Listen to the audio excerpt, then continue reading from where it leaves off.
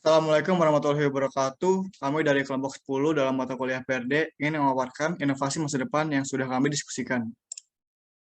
Pertama-tama, izinkan kami memperkenalkan diri dulu. Nama saya Aris Syafedi Purnomo dengan NIM 110-121-3150. Nama saya Made Hadis Adiawibowo dengan NIM 110121323240. Nama saya Muhammad Farhad Sofiansyah dengan NIM 110-121-0260. Dan saya Rifki Nudanur Islami dengan NIM 1101202545. Nama saya Rizal Ahlakul Muslim dengan NIM 1101213470. Selanjutnya akan dijelaskan oleh Made Hadi. Baik, di sini terdapat rumusan masalah untuk penerapan teknologi nano di bidang kesehatan. Yang pertama, bagaimana peran teknologi nano dalam bidang kesehatan. Yang kedua, bagaimana perkembangan obat-obatan dalam menangani penyakit yang sulit diobati. Selanjutnya ada tujuan dari penerapan teknologi nano di bidang kesehatan. Yang pertama, memberikan pengembangan inovasi baru teknologi nano di bidang kesehatan. Yang kedua, memahami peran teknologi nano dalam bidang kesehatan.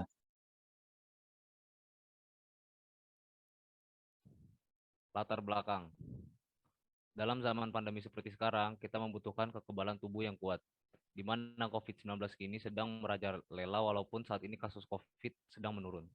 Namun, jangan sampai kita lengah karena virus tersebut pun terus berkembang hingga kini ada virus terbaru, yaitu Omicron.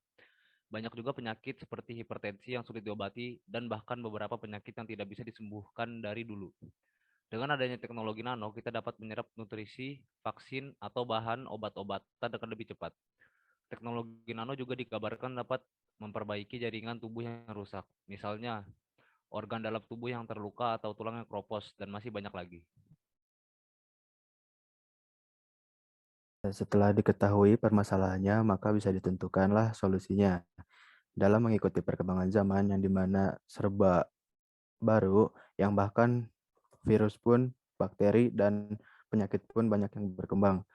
Kita harus siap dan selalu mempersiapkan teknologi-teknologi baru yang dapat membantu kita dalam mengatasi virus, bakteri, dan penyakit tersebut. Nah, dengan adanya teknologi nano, kita dapat menyerap nutrisi, vaksin, dan bahan obat-obatan dengan lebih cepat. Teknologi nano juga dikabarkan dapat memperbaiki jaringan dan organ tubuh yang rusak. Misalnya, organ dalam tubuh yang terluka atau tulang yang keropos, dan masih banyak lagi. Manfaat dari teknologi nano di bidang kesehatan yang pertama yaitu mengirimkan obat-obatan ke tubuh supaya tepat sasaran. Yang kedua, adanya teknologi nano, kita dapat lebih cepat menyerap nutrisi, vaksin, dan obat-obatan lebih cepat. Yang ketiga, teknologi nano memungkinkan penggunaan dosis obat yang tidak terlalu besar, sehingga sangat efisien dalam memanfaatkan bahan baku. Berikut ada video bagaimana teknologi merubah medicine di dunia.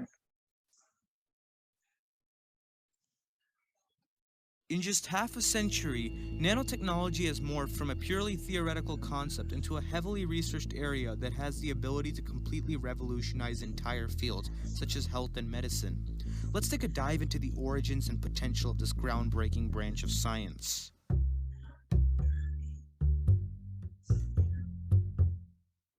In December 1959, Nobel laureate Richard Feynman gave a lecture at Caltech titled "There's Plenty of Room at the Bottom," discussing a future possibility in which scientists could manipulate individual atoms, thereby allowing the development of miniature technology that would improve electron microscopes, chemical synthesis, information storage, and much more. Although his vision would not be acted upon in a significant manner until the 1980s, Feynman nonetheless had laid the first building blocks in the field of nanotechnology. Today, nanotechnology research is heavily supported by both governments and private companies, a testament to the increasing awareness and influence of this field. Nanotechnology has already started to make its mark in various fields, with nanomedicine being a prime example. Using nanoparticles, a drug can be accurately delivered to a targeted region in the body. These nano-engineered drug delivery devices have great benefits, such as reducing the dosage needed, limiting side effects, and can be much less invasive than other treatments. There's also the potential for drug delivery devices to be implanted inside a patient's body, allowing for much greater efficiency. For example, Abraxane, a nanoparticle delivery-based drug that is designed to treat breast, lung, and pancreatic cancer, was first approved by the FDA in 2005, highlighting the impact that nanotechnology is beginning to have in the medical field. In addition, within the field of nanotechnology, there is a specific focus on the gold nanoparticles, or GNPs. Thanks to gold's rather unique physical and chemical properties, GNP research is far and wide, from its potential use in biosensors to disease detection to the previously mentioned drug delivery devices. For example, a team at the University of Florida developed gold nanoparticles that cause cancer cells to exhibit a distinct color change, while non-cancer cells remain their original color. With current levels of funding, the future of nanotechnology is very optimistic and bright. However, there are still countless other applications of nanotechnology outside its role in medicine, such as in nanoelectronics and energy production. We will dive into other subfields in future videos, but hopefully this video got you excited about nanotechnology. In the meantime, explore other wonders of the cosmos here on the Scienceverse, and as always, stay tuned for more science videos. Baik, video tersebut menjelaskan bahwa bagaimana nanoteknologi bisa merubah ilmu kedokteran yang bahkan penyakit kanker saja bisa disembuhkan melalui nanoteknologi. Ini merupakan teknologi yang sangat manjur jika benar-benar bisa dimanfaatkan dengan baik. Video tersebut juga bisa ditemukan di media YouTube dengan judul How Nanotechnology is Changing Medicine di channel YouTube The Scienceverse. Selanjutnya akan dijelaskan oleh Hadi untuk kesimpulannya. Setelah pemaparan video yang tadi, kita dapat menarik kesimpulan bahwa berdasarkan pemaparan yang kita sampaikan sebelumnya, diharapkan teknologi nano ini dapat bermanfaat dan menjadi pengembangan inovasi baru dalam bidang kesehatan, sehingga dapat tercapainya goal 3 SDGs, yaitu kehidupan sehat dan sejahtera. Sekian hasil diskusi dari kelompok kami dengan judul penerapan teknologi nano di bidang kesehatan. Kurang lebihnya mohon maaf. Wassalamualaikum warahmatullahi wabarakatuh.